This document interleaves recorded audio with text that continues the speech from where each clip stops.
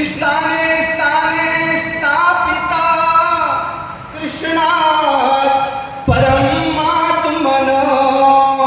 जगह जगह भगवान श्री कृष्ण ने भगवती गंगा को 4 जगह स्थापित कर दिया। गंगा की 4 धाराएं निकाल दी, भद्रा, चक्षु, सीता, अलकनंदा और गंगा।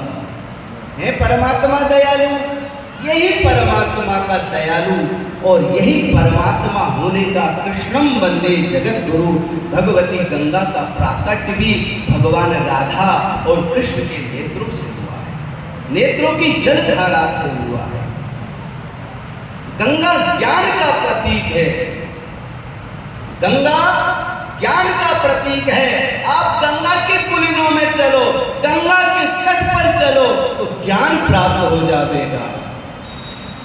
गंगा ज्ञान की अधिष्ठात्री है और यमुना मैया प्रेम की अधिष्ठात्री है। यमुना के किनारे घूमोगे तो प्रेम की वर्षा होगी।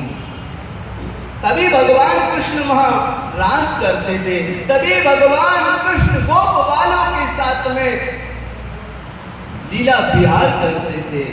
गंगा ज्ञान की प्रदायिनी है, प्रेम की प्रदायिनी है और जिनके तुम पास में रहते हो, मां भगवती क्षिप्रा, क्षिप्रम हरति पापानि, सारे पापों का क्षिप्र यानी जल्दी से क्षय कर दे, उसकी अधिष्ठात्री क्षिप्रा मैया।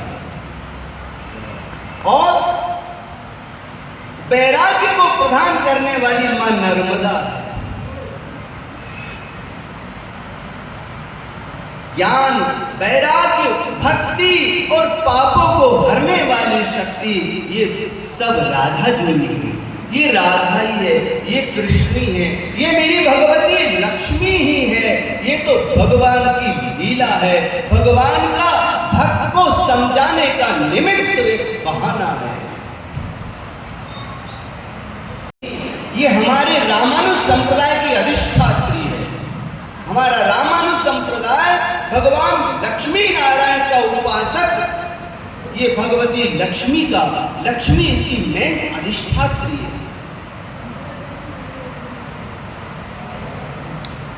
एक बार भगवती लक्ष्मी को भी उनकी ब्रह्मणी और भगवती सरस्वती ने परेशान किया।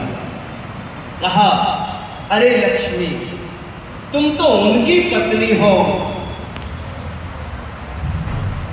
प्रभु जी महाराज ने जिनके हृदय पर लात का प्रहार कर दिया, चरण प्रहार कर दिया। आज देखिए चरण पूजा का महत्व। 16 संस्कारों में 5वां संस्कार नाम संस्कार, गुरु दीक्षा संस्कार। ये चरण का प्रहार, केवट ने कुछ नहीं मांगा भगवान से। गौतम की नारी ने भगवान से कुछ नहीं मांगा। भगवती लक्ष्मी ने भी नारायण से नवदा भक्ति में चरण रज की भक्ति मांगी है। परमात्मा, मुझे तुम्हारे चरणों की भक्ति दीजिए। और लक्ष्मी को जब ऐसा कहा तो लक्ष्मी मैया नाराज हो गई। ध्यान से सुनो, बहुत अच्छा चलता। भगवती लक्ष्मी नाराज हो गई और लक्ष्मी मैया कुछ समय के लिए कहां चली गई? कोल्हापुर चली गई। कहां चली गई? कोल्हापुर चली गई। इधर भगवान, हमारे शास्त्रों में लिखा है, कर्मानुबंधी मनुष्य लोके, जैसे कर्म के अनुबंध में मनुष्य बंधा है, वैसे ही ठाकुर जी भी कर्मों के अनुबंध में बंधे हैं।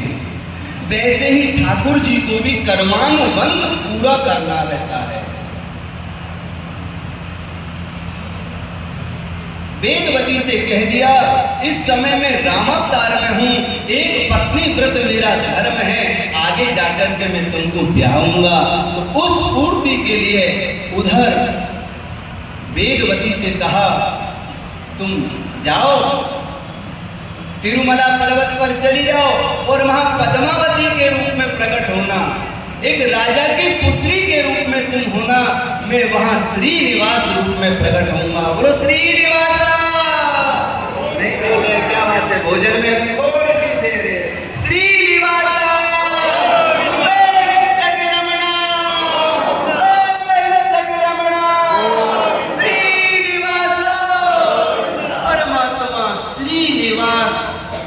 भगवान वेंकटेश स्वरूप में जाकर के विद्यमान हो गए। अब देखिए, उधर भगवान ने पद्मावती के पिता राजा से कहा, राजन मैं तुम्हारी पुत्री का हाथ मांगा। भगवान मांग रहे हैं पद्मावती का। पद्मावती भगवती लक्ष्मी ही है। मैं तुम्हारी पुत्री का हाथ मांगता हूं।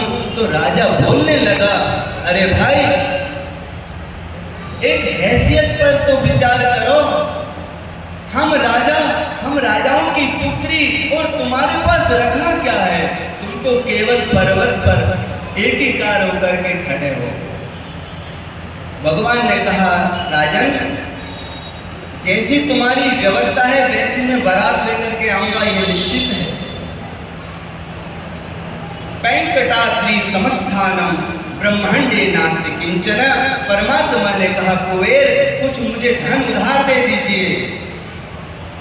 कुबेर से भगवान ने धन उधार लिया है ब्याह के लिए, और परमात्मा ने कुबेर से धन लेकर के जैसी उनके घर की व्यवस्था थी वैसी बारात बना करके परमात्मा पद्मावती को वर के ले आए।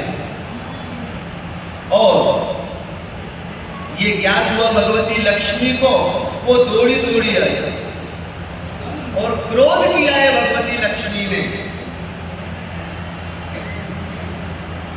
बोलने लगी, अरे पद्मावती तू तो विचार करती, ये पुरुष लोग विचार नहीं करे, ये विषय अलग है। लेकिन पद्मावती ने कहा, मैं वेदवती थी, मैं हरी गई, रावण के द्वारा प्रताड़ित होती गई, मैं अग्नि से प्रकट हुई और अग्नि में रह करके मैंने जो परमात्मा से विवाह का निवेदन किया तो परमात्मा ने मेरा ये निवेदन स्वीकार किया। लक्ष्मी भगवान से क्षमा चाहती है, लेकिन भगवान ने कहा, मैं क्रोध से प्रसन्न नहीं होता हूं, क्योंकि क्रोधात् भवति सम्मोह। क्रोध मूर्खता की ओर ले जाता है। मैं क्रोध से प्रसन्न नहीं होता हूं।